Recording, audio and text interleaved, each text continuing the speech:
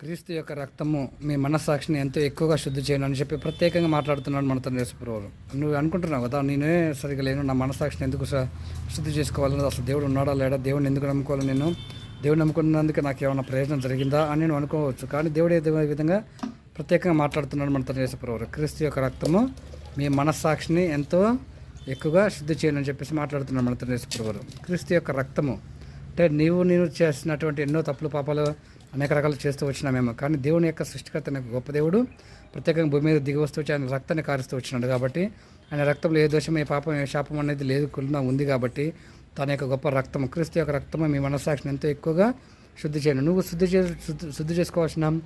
చేయబడాల్సిన అవసరం లేదు. కానీ దేవుడే నీ యొక్క తన యొక్క రక్తంతో నిన్ను పవిత్రంగా, పరిశుద్ధంగా, సంపూర్తిగా నిన్ను, నీ మనస్సాక్షిని కూడా సంపూర్తిగా ఎంతో ఎక్కువ శుద్ధి చేయను. సంపూర్తి నిర్దోషంగా కనపడే విధంగా, నిష్కల్మషంగా, నిష్కలంకుడిగా కనపడే విధంగా చేసేంత గొప్ప ప్రేమతోటి ప్రేమిస్తున్నాడు. కాబట్టి తన యొక్క రక్తాన్ని తన యొక్క స్వరక్తాన్ని నీ కోసము దారులుగా కారుస్తూ వచ్చినటువంటి గొప్ప సృష్టికర్తని, అద్భుతమైన ఆశకుని, గొప్ప దేవుడిగా మన తండ్రి యేసుప్రభువు ఉన్నాడు అని మాట్లాడుతున్నాడు మన తండ్రి యేసుప్రభువు.